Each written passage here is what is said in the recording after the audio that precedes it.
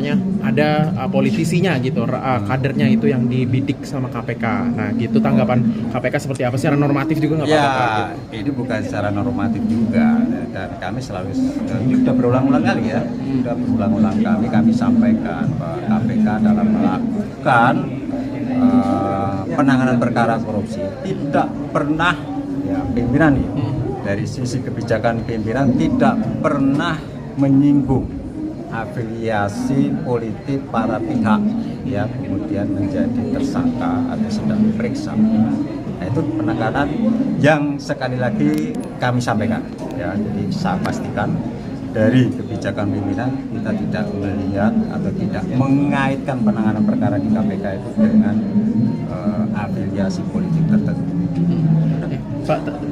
Pak, soal Capim masih sepi Pak, dari KPK nggak ada yang didorong apa Pak dari internal lagi. Nah. Ya kalau pimpinan KPK itu kan cuma 5, kalau yang daftar 10 kan udah lebih. Dari internal nggak ada yang didorong apa Pak? Oh ada, pokoknya saya sampaikan kan. Pokoknya yang usianya 50 tahun ke atas silahkan daftar. Ya, kan syarat minimal 50 tahun kan. Kalau terkait dengan kapasitas saya pikir pegawai KPK itu semua punya kemampuan dan saya pikir itu. Jadi kita dorong. Pak, Ketua KPU Hasyim Asyari itu menggunakan fasilitas negara untuk selingkuhannya. Apakah KPK bakal turun tangan untuk menyelidiki? Enggak sejauh itulah ya. Kita lihatlah, kita artinya begini, dalam menangani perkara korupsi kita kan juga harus melihat ya, pertama tingkat materialitasnya juga kan seperti itu. Kalau ketua KPU sudah diberikan sanksi ya kan oleh dewas ya, tapi sih dewas ya.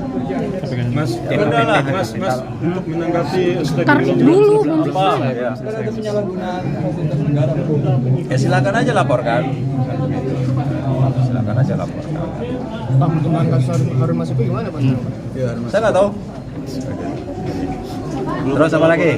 Pak, pelaporan Pak soal pelaporan studi demokrasi rakyat ke KPK soal dugaan markup impor beras oleh Bulog dan Bappenas sebesar 2,7 triliun di Road Bulog ini. Ya kita Bayu tunggu aja Krisnamurti laporannya. Mengaku jadi Ya. korban. Dia di Log Bulog mengaku jadi korban di Road Bulog. Bilang jadi korban dengan pelaporan. Ya tinggal ditunggu aja laporannya, informasinya sejauh mana informasi dan alat bukti. Saya kira mungkin ini aja deh, acara ini aja. Nanti kalian tanya yang lain-lain, nanti berita ini nggak kalian muat lagi. Pak Alex sedikit Pak, buat kasus APD COVID ini kan kayak beririsan sama perdatanya Pak ya, yang sudah berjalan sejak 2022 lalu. Nah, tanggapan KPK seperti apa? Apakah akan ada hambatan gitu Pak? Karena kan di maksud saya dua pihak tersangka dari swasta itu menilai bahwa mereka justru dirugikan karena belum dibayar APD-nya sama pemerintah gitu. Ya ini kan terkait dengan masalah pembuktian kan gitu. Kalau perdata itu mereka pasti mendasarkan pada bukti-bukti yang sifatnya formil, juga surat menyurat, dokumen dan lain sebagainya. Sementara kalau dari sisi pidananya kami mencari itikat tidak baiknya, jadi tidak semata-mata berdasarkan perjanjian, tetapi apakah di dalam melakukan perjanjian itu, di dalam perikatan perdata itu ada unsur niat tidak baik, niat jahatnya, kan seperti itu. Jadi nggak ada persinggungannya sama sekali. Ini yang sedang kami dalami oleh teman-teman penyidik, apakah di dalam transaksi pengadaan APD itu ada niat jahatnya atau tidak, kan seperti itu. Pak Hakim Ghazal kok belum diganti? Iya. KPK minta diganti dari ini. Susunan majelis Namanya juga permohonan, kan begitu, bisa diterima, bisa ditolak. Nah, kan kewenangan untuk menetapkan majelis itu ada di ketua pengadilan negeri, kan begitu. Tapi kan sebelum ya Apa? Hakim yang kan kemarin Pak Nawawi melihat ada konflik kepentingan dengan putusan Nah, ini persidangan terbuka untuk umum, kan begitu kan. Siapapun bisa melihat, mendengarkan jalannya persidangan.